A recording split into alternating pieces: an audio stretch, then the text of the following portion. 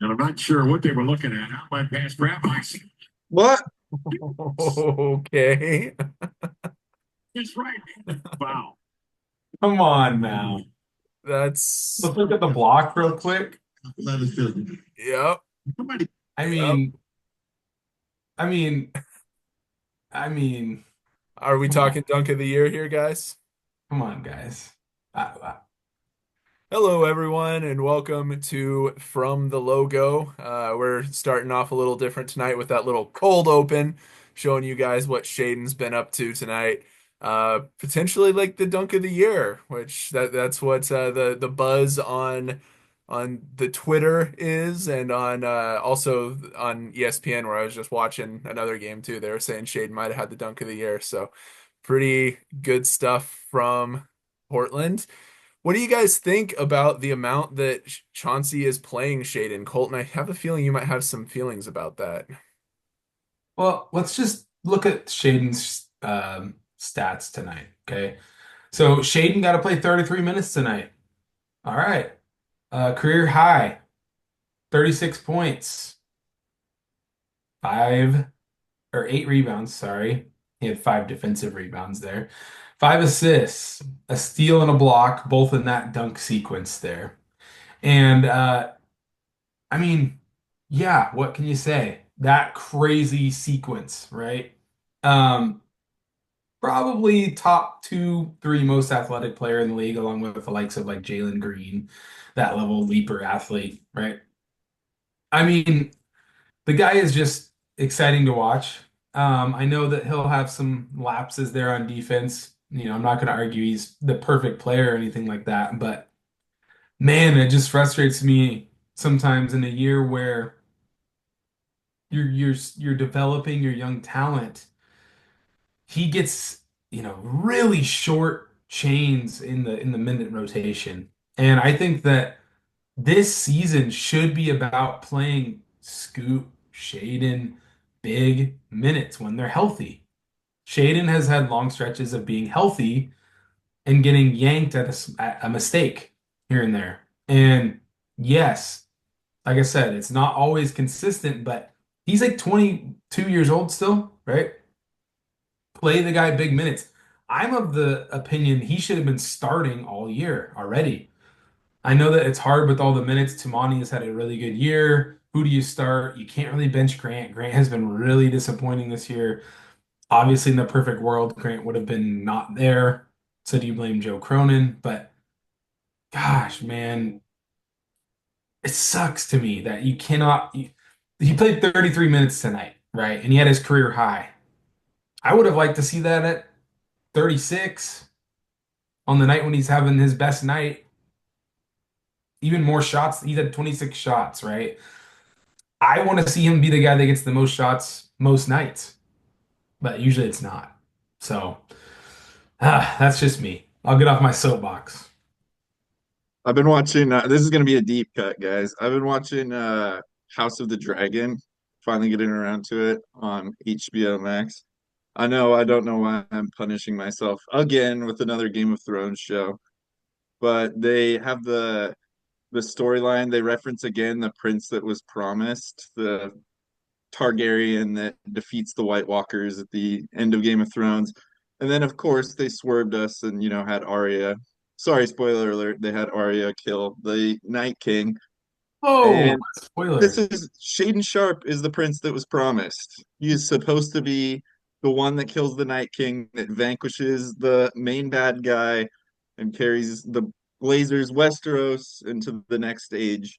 And instead, we got the D&D of the Blazers, Joe Cronin and Chauncey Billups, using Anthony Simons and his Arya to try to stab the Night King with a stupid move. They're trying to subvert our expectations. I'm not here for it. Okay. Shaden is the prince that was promised. He's supposed to Okay. be the Blazers' next superstar. The thing that kills me is that it feels like his minutes and his opportunities have actually been going down as the season has progressed. I mean, in the last 10 games, he's only playing like 23 minutes a game. Like, what is that in a season where, we're not going anywhere? We all know Absurd. that. This isn't the middle of that big run where we were winning every Crazy. game.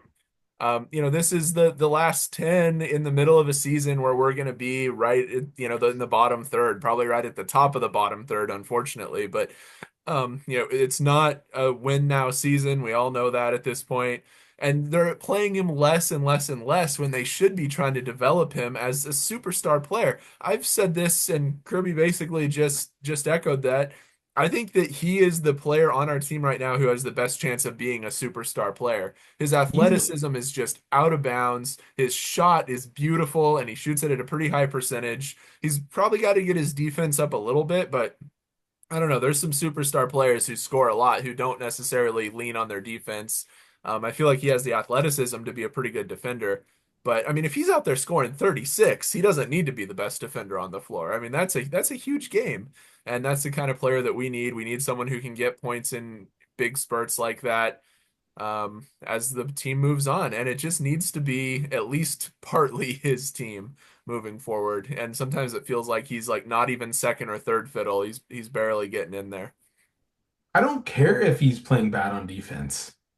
How is it the guy in front of him with less defensive potential has gotten every single opportunity to just be out there with bad defense after bad defense after bad defense repeatedly his entire career, and Shaedon gets yanked no matter what? How?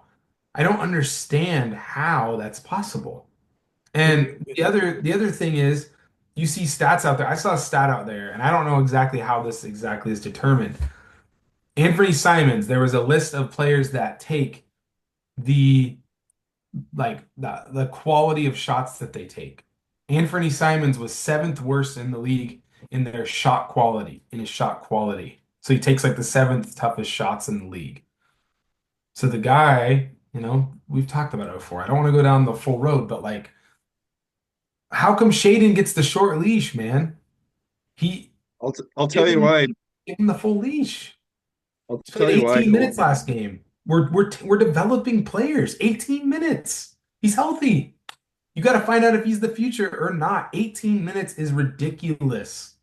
That does not I'll tell cut you it. why, bro. It's economics. Anthony Simon's making 25 mil a year. Shaden Okay, Sharp making 6 mil. economics. I get that. Delano Banton plays 4 minutes a game. Take those all away. I don't care if it's garbage time. Take them all away. Chris Murray playing 3 minutes a game. I don't care. No, but none of them should touch the floor ever. If Shaedon Sharp gets 18 minutes in a game, Anthony Simons gets 37. You can't balance, take 4 minutes out of the 37 and give four more to Shaedon to 22. That's crazy. Jeremy Grant plays 38. What? That's crazy. He's making even more. It's crazy to me that that's 38. how they like partition minutes at this point in the NBA is just whoever's making the most money. It's like it's not even about talent anymore. It's all economics, which kind of sucks. 38, man. Jeremy's making 29 million. Oh my gosh, that is absurd. Well, here's another interesting stat while we're talking about stats. This is not really a comparison like knocking Anthony Simons, but before the season, if I told you this stat, nobody would have really believed it. Uh, I want to get the exact number right, so I want to pull it up again. I just pulled it up, just had it. Scoot Henderson currently, right now, as of after this last game, tonight's game, which the Blazers won, by the way, he is shooting 37.3% from three. He's shooting a higher percentage than Anthony Simons is this season from three. 37.3% from three. Okay? That is crazy to a lot of people out there. Is Scooter a shooter now? He's trending up and up and up as a shooter as it goes on. There's some seasons where Dame was hovering at 37%. Scoot is now shooting over 37% from three. If he gets up to 38%, I mean, what are we talking about here, right? 37% is not bad at all. Yeah, he's definitely shooting at a lower volume. But it's cool that he's working on the shot, and then yeah, I've seen him hit some really nice looking shots. He's definitely best when he's open. He's best when he's in rhythm, just like most guys are. Not so much a like off the dribble, shooter like Dame was, but yeah, I mean that's great if especially if he can kind of help spread the floor out and everything and give the rest of his young athletic team room to move around. That's awesome. That's what I want to see actually happen is the young athletic team moving around and moving the ball around. We're kind of back to that, unfortunately. Bolton, you mentioned the Blazers just beat the Wizards. They went on they've kind of been up and down a little bit. They lost like four in a row, but they won like 12 of the last 16, I think. And you texted us the other day that Cooper Flag is moving further and further away. I think the tank is officially no longer on the menu. But what is kind of within reach now is the play-in tournament. They're 4.5 games back from Sacramento, who just traded their best player. In between the Blazers and Sacramento is the Suns, who look like dog shit. You got Dallas out there, who's hasn't looked very good. They could make a legitimate run here at the end of the season for the play-in tournament.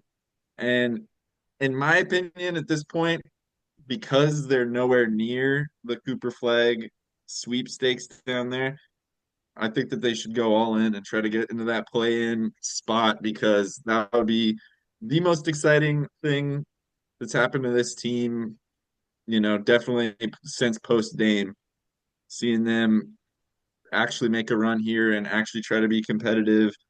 And then who knows, maybe they pull a Hawks this offseason and move way up the draft lottery. But at this point, tanking, I think, officially off the menu. And the play in, it's within reach, it's within their sights, I think. Yeah, there are 10 teams, or I think 9 teams with, worse records than us, and then even the next couple, it's close. We're not going to be in that top 5 for the draft pick. So yeah, I totally agree. Let's go and see, let's get these young guys into the play-in tournament, and see what they can do as they try to establish some sort of a brand as a team. You want to talk about a depressing team or even two? Philadelphia 76ers. What a cautionary tale Trust that the is. process, man. The standings, man. Their money's tied up in Embiid and Paul George, and man, he made a pledge today, guys. He's gonna quit podcasting for the rest of the season as they make their championship push. Paul Uh, George? Paul George, yeah. Um, so wow, they lost though. They've lost nine straight, unfortunately. But man, that is just depressing. Imagine being a fan of that team. So the Suns too. Wow, that is another depressing. Imagine trading Yusuf Nurkic or for Yusuf Nurkic, trading Aiton and Tumani Kamara for Yusuf Nurkic. That is just foul. But yeah, I actually I'm a tanker, right? I'm a resident. Okay, how about this? I'm more build young, and then if you're there, you're tanking, right? Because you want to build young rather than cling too long, cling in, right? Like what Philadelphia did. Um, but And Phoenix for that matter. in Phoenix, they hung on too long, and look what happens. Now it's so depressing for them, and they have nothing, no picks, nothing. They're screwed. Um, I kind of agree with you. At this point, you're sitting in no man's land. You just passed the Spurs. You're not catching the Raptors. You're probably not catching the Nets. At this point, you've won too many of those games. The Bulls, who knows what they're gonna do? The Hawks, you're right there. You've again almost won as many games as the Miami Heat. I just want to point that out again. At this point in the season, you are one win away from having as many wins as the Miami Heat. That's just another funny thing to point out. Um, and just I want to say one more thing. I know I keep bouncing around, but the shit, good for the Detroit Pistons. 7 games over 500, and they have won 8 in a row. Heck yeah. Good for them. Finally. Feel good. They have the longest win streak in the NBA right now, tied with Cleveland. So that's got to be happy moments for them. Um, anyways, I Longest streak in the NBA total right now. yeah, Philadelphia. tied with Cleveland. Philadelphia lost Oh, nine in a row. yeah. No, but I agree with you. Make a push for the play-in game. See what happens. Like, would it be depressing slightly to like some miraculously make the playoffs and then get swept and then lose your first round pick? Kind of. Would it be hype to win in the play-in Why tournament? would they lose their first round pick? Chicago, they owe it to Chicago for the Larry Nance Jr. trade. Thank you, Neil O'Shea. It is still over our heads. So if we miss the playoffs, we keep it. It's it's protected through the lottery. It's until like 2028 because that's a Neil O'Shea special. Um, that has been holding over our heads why we couldn't make a deal because you can't trade two picks or a pick 2 years in a row. So that was kind of holding us up on some of these deals. That's why my big thing has been saying one more year of getting one more player, adding to the core, and then you can just punt that pick away because you're going to come up on these years where you have some Milwaukee double firsts because you have Milwaukee's trade swap But as it's so it's only if they win the play-in game they lose the if they pick. get in the playoffs, they lose their pick. So that would be a little bit of a buzzkill when if you miraculously make the playoffs, you're probably not going anywhere, and then you lose your pick. So then you don't really build anything in the draft this offseason. So you're limited to trades is the only way to improve your team because you're not getting free agents either. So it's like internal growth and trades, and you better make trades, Joe, right? But I agree with you at this point. You got to make a push for the play-in because the young guys have done so well. I just want it to be on the backs of the young guys. I don't want in the play-in game Shaedon playing 12 minutes and Scoot playing 6 minutes, and then Jeremy Grant played 45 minutes in the game and took 30 shots, and we barely won, and we barely beat the starless Sacramento Kings in the play-in game. Like, yeah, that's cool, but is it? But if Shaedon Sharp ties his career high in the play-in game and Klingon gets the game-winning block, okay, now we are excited as heck, right? Again, this season has all been about how are we winning these games. In the games where the young guys have flashes, which have had a lot of flashes this year, they're hype moments. Like tonight, Shaedon has the dunk of the year, has a career high. We're hyped. Tons of good stretches with the young players. We're hyped. Scoot has a good stretch. We're hyped. If it's the older players that are kind of like soaking up the minutes stretches, we're kind of like, okay, you know, how does it happen? That's what I care about. Yeah, But I can I agree. just say that the fact that the Suns went all in and, went for KD, Beal, Booker, and they have basically the same record as a rebuilding Blazers that lost all their star players and have basically been in tank mode for a couple of years now. That's gotta hurt. That's gotta hurt a little bit. I mean, that just goes to show what a disaster it is trying to build a team around a big three in today's NBA. I mean, we've talked about this before. I can't even think of the last time that actually worked. It's a terrible, terrible way to try to build a team, to try to pull in Especially when three, none of them play defense. yeah, three star offensive players who basically play the same way and need the ball in their hand. I mean, how many times did we say, how is this going to work? The answer is it doesn't work. It never No was going to point work. guard and no It can't work. big. Yeah. What were they There's thinking? about a lot of the teams that really annoy me got bailed out the last few weeks. It feels like the Lakers, the Warriors, they both got bailed out at the trade deadline. The Bucks somewhat kind of putting it together, although I don't think they're really a contender, but they're at least, a winning team that's probably going to make it to the playoffs.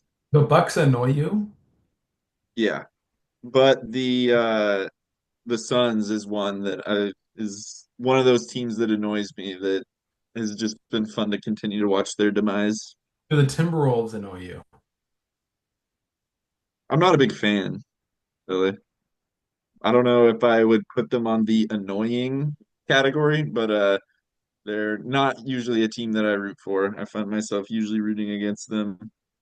Once they traded Cat, I was off Yeah. the bandwagon. Yeah, But even last year I didn't really kind of when every playoff series they played, I'm pretty sure I was just found myself rooting against them for whatever reason. Not the biggest Ant Edwards fan. Like he's not really that fun to watch, which is weird. It seems like he would be fun to watch, but then I watch him play and it just doesn't really do much for me.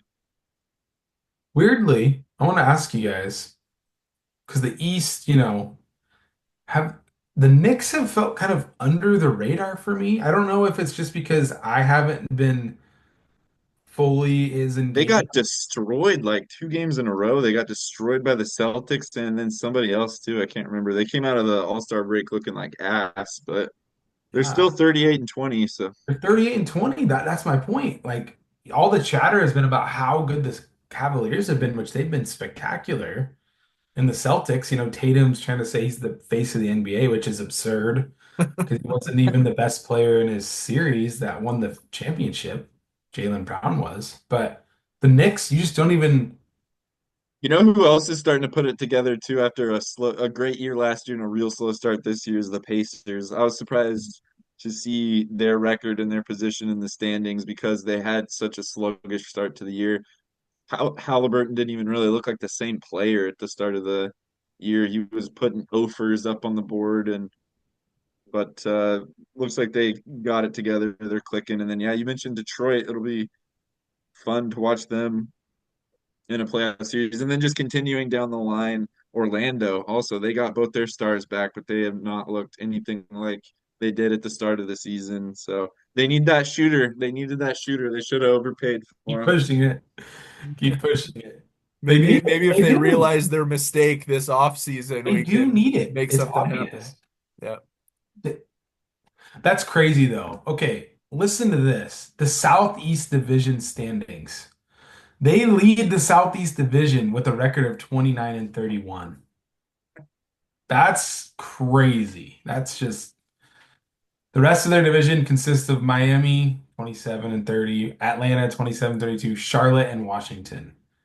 What a terrible division, I man. mean, Yeah, that's like always Every been a bad year. division too. Yeah, like Miami's the only legitimate team in That that. is a trash division. Think about that. That division every year is trash. yeah. How? I mean, honestly, the East generally is like really I was stratified. It's like they've got a few teams right at the top that are, a couple of the best in the league, but I mean, other than that, they fall off pretty quick compared to the West, where I mean, like we were saying earlier, the Blazers, who are not even in the play-in, are, as good as like their seventh, eighth seed almost, or, yeah, yeah, pretty much. So yeah, it's definitely the parity is kind of weird. I feel like it's more stratified in the East, a little bit more evenly distributed in the West. Although the West is getting a lot of like movement up and down. I mean, you have teams that started out pretty well that are really, you can see that they're going to just keep crashing down to earth. I mean, I don't have any faith that Dallas is going to put together any kind of wins the rest of the year. And San Antonio too, with Wemby going down. I mean, those two teams are both, not that they were like at the top of the conference or anything, but they were kind of in that middle area that the Blazers are now ascending into. And I think that both of those teams are going to have, along with Phoenix, a rough end of the season. What's even weirder about that stratification point you just made is it feels like it's always been that way. Like my entire life, it's been like the West is stacked, like 1 through 10 in the West are all good and they're all competing for playoff spots. And then there's like two teams in the East that could legitimately win it, and everybody else is absolute ass. Like it's a weird thing in the NBA it's been around for decades. Maybe it's just a mentality on the different coasts, the East Coast, it's all about like Boston, New York, Chicago, and everybody else in the country. Out west, like, things are more spread out. Like people Do in you think Portland too, know like that this Utah exists. the South is just football, you know. Yeah, that's part of it. They're a football part of the country that just there's not really a basketball heritage in the Southeast, and there's much more of one in the Southwest. I just think there's something in the Florida water down there. Have you ever tried Florida water? It's God, just no. Never been. good. It's not very Beautiful water though. beautiful looking, but and Have you been to Celebration, Florida? no, but I It's like imagine there's some not much to celebrate. it's like some Disneyland like company town type thing. I was just reading about it today. I didn't even know about it, but it looked like a nightmare scape. It was very scary looking. It's like this fake main street they built for The people and employees. like yeah, Hey, they said that they direct the employees to like have like street games and like put together community events like on the street like it's an old town like 1950s community, but it's like the employees are directed to do it. That's Florida for you. That's yeah. why Anthony Simons would love it there. Instead of basketball, that's the kind of stuff they focus on. Yeah, You can for real. only buy meals with like Mickey tokens and stuff, even and like go buy your groceries, pay your electric bill with That's how they pay the Magic players. Mickey coins. but hey, there's no taxes. No taxes on the Mickey coins, bro. Yeah, yeah. No income tax on their Mickey coins for their. All right, Riley, you can send us off if you guys are ready. Yeah, does anyone have any last minute thoughts? I just wanted to say one quick thing, which is just that about Wimby. I think that it's a sad thing for the NBA that he's going to be out for the rest of the season. I think everybody's hoping the best for him. Obviously there's some concerns that he could go have some of the same problems that like Chris Bosh did. We were talking about him. He had blood clot issues that cut his career short. And then Aldridge being another example of someone who had some health problems early in his career that he overcame, but then they came back later in his career. Hopefully, this is just a blip for the young guy. He's tall as you can imagine, and sometimes those guys just have ongoing health issues. I've raised those concerns when he was drafted, basically, or when we were talking about him being a draft pick. But I hope that it's just brief for him. Luckily, he's got the best medical care out there. Hopefully, we see him next year. One just like last little thing we could talk about, I guess, is who's the defensive player of the year now, if it's not going to be him. Jaren Jackson Money, makes a strong Money case. Kamara. It's Monty. There you go. I Yeah. just saw this. We were talking about the Pistons earlier, but they beat the Celtics by 20 tonight. AIDS, Hell but yeah. Love to see it. Maybe Jalen Duren will make a push for defensive I player don't of the think year. he's a lockdown defender like that. No, Really? no, He's not no, a rim protector. I don't know. no. I haven't watched the Pistons this year, I don't think. I mean, Thompson's pretty good for the Rockets. Mhm. He's definitely their on-ball point of attack defender, but they yeah, got Brooks too. yeah. I don't know if he's gonna win Defensive Player of the Year. It's usually a big guy. Yeah, it's probably not gonna be Dort, is it? It's gonna Uh, be Rudy again, isn't it? no, no, no. No. I mean, who's on a top seed, right? I mean, what Yeah, about somebody? Jackson. What about I think What about Evan Mobley? yeah, that's a good call. Him and Jackson are probably the two like that I can think of. Yeah, the odds are number one on Sportsbet is Jaren Jackson, number two is Evan Mobley, number three is Lou Dort, four is Dyson Daniels, five is SGA. So it falls off quite a bit after those top two SGA? It's not guys. going to be SGA. I would kind of like He to was see it. fifth. I would kind of like to see it go to Dort, honestly. I mean, that guy is a monster on the ball. And like you said, I think it usually goes to a bigger guy, and that's probably where the way that Anytime they'll go. SGA is But mentioned, I'm gonna have this going on the rest of the time we talk about SGA because I'm gonna have some incontrollable head drawing the emotion. foul. SGA. There's Is that no really? way. Defensive Player of the Year, SGA? No Are you way. saying he's like a foul merchant though? Is that what you're just saying by that? The The hit worst tricks? in the league. I don't But know if I buy that. The dude gets like, what does he average? Like 14 or 15 field goal made a game? Fear not. He does Fear get a lot of foul calls. I watched a couple games this last week and no way. he goes to the line like on parade. But he also plays super aggressive and that's how they reward those guys right now. So I kind of like SGA for the most part. I don't think he's defensive player of the year and he definitely gets a ton of free throws, but Oh my. Look at I'm curious what his the stats are. head So stat. he averages 8.9 free throw attempts per game, 8 out of 8.9, but So nine 11 free throws made a game. but 11 out of 21 basically from the field, 52%. So it's not like it's not like Harden levels of Nine free just throws a free game? throws, Who makes more? but he's making more field goals than free throws. I'm just saying like if he's unstoppable, so of course he's going to get fouled, but he makes a shit ton of field goals is all I'm saying, and he What's shoots a the high percentage. what's the list of who makes the most free throws a game? But he probably makes the most field goals per game too. So I'm just like, yes, he gets a lot of foul calls, but he also makes a shit ton of shots. Like he is a shot maker. He's a call seller. You can't touch him. Chris Finch, Minnesota coach. He had a recent quote about it. OKC is physical as hell. That was his words. And you can't touch SGA. Literally, like last game, that was his exact quote. yeah, I mean it's definitely true. He gets a ton of foul calls and he also like I've seen him get pretty bitchy about not getting a call that he definitely shouldn't have gotten. But I mean Next it's video, kind I'm of opening it with an SGA rant. it's the NBA at the moment. I like that he takes mid-range shots. I'll give him that. I'm glad he's not just out there hucking threes all game. But yeah, I mean it's SGA is number one, then Giannis, then Jokic, then Edwards. So that's all the guys you'd expect for free throw attempts. Yeah, the people who average the most points. Yeah. All right, thank you guys for tuning in. We'll see you next week. Have a good one.